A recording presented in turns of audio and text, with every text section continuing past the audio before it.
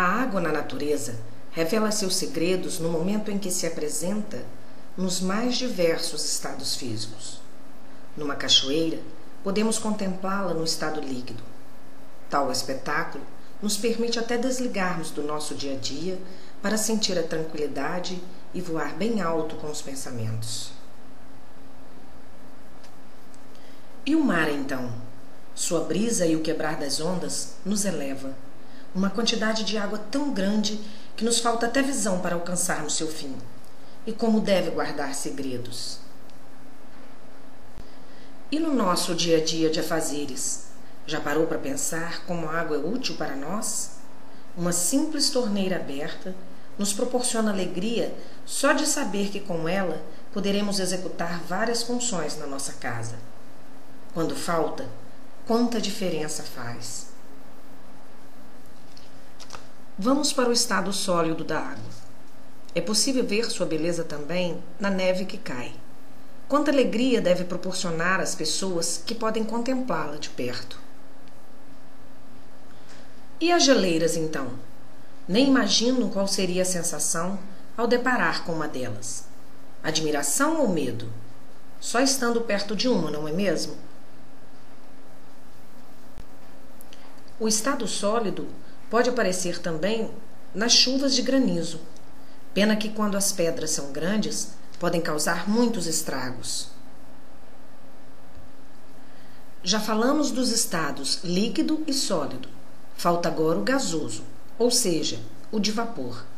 Esse podemos observar ao longo do dia, quando olhamos para o céu e vemos as nuvens.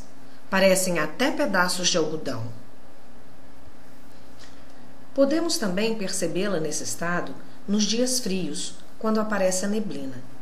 Para quem aprecia essa estação, dá uma sensação muito gostosa, não é mesmo? Agora, você sabe dizer como a água se apresenta nessas diversas formas, mostrando as mais belas paisagens? Quando ocorrem as mudanças de temperatura. Suas moléculas se comportam de diversas maneiras. Vamos ver então? Aí estão representadas as moléculas de água no estado sólido. Vocês podem perceber que elas estão bem juntas, e com isso elas apenas vibram e não se afastam umas das outras. Agora percebam como as moléculas se apresentam no estado líquido. Elas ficam mais separadas e vibram mais intensamente, passando a se movimentar. Vejam agora o estado gasoso. Aqui, as moléculas estão bem mais distantes, se movimentando desordenadamente até colidirem umas com as outras. Perceberam como a temperatura influencia nas mudanças de estado físico da água? Na natureza, podemos perceber tais mudanças porque a água passa por um ciclo. E antes de observarmos tal ciclo, vamos acompanhar em um esquema como acontecem essas mudanças. Aí está o esquema.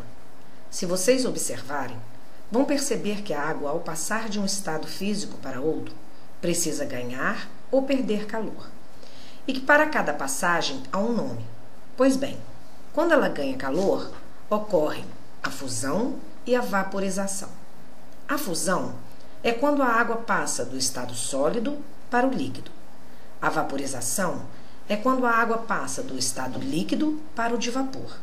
Na natureza, chamamos de evaporação. Quando a água perde calor, ocorrem a liquefação e a solidificação. A liquefação é quando a água, no estado de vapor, passa para o estado líquido. A solidificação é quando a água, no estado líquido, passa para o estado sólido. Agora vejam bem, no esquema aparecem duas mudanças com o mesmo nome. É a sublimação. Acontece quando a água ganha ou perde muito calor rapidamente. Ela pula um estado físico. E se vocês perceberem, verão que é o estado líquido. Quando a água ganha muito calor de forma rápida, ou seja, quando a temperatura aumenta muito, ela passa do estado sólido para o gasoso, pulando o estado líquido. Quando a água perde muito calor rapidamente, ou seja, quando a temperatura cai muito, ela passa do estado gasoso para o sólido, pulando também o estado líquido. Agora sim, vamos ver como ocorre o ciclo da água na natureza. Quando rios, suor, urina evaporam com o calor do sol, temos a evaporação. Aí, elas vão formar as nuvens. As nuvens nada mais são do que água no estado de vapor. Quando entram em contato com uma temperatura baixa, precipitam em forma de chuva. Temos então a condensação. Se a temperatura cair muito, pode vir então neve ou granizo. Com isso temos a sublimação. As geleiras e o granizo derretendo, temos a fusão. Sereno também pode congelar. Com isso, temos novamente a sublimação. E se a água de um rio congelar, temos a solidificação. Agora sim, é só estudar.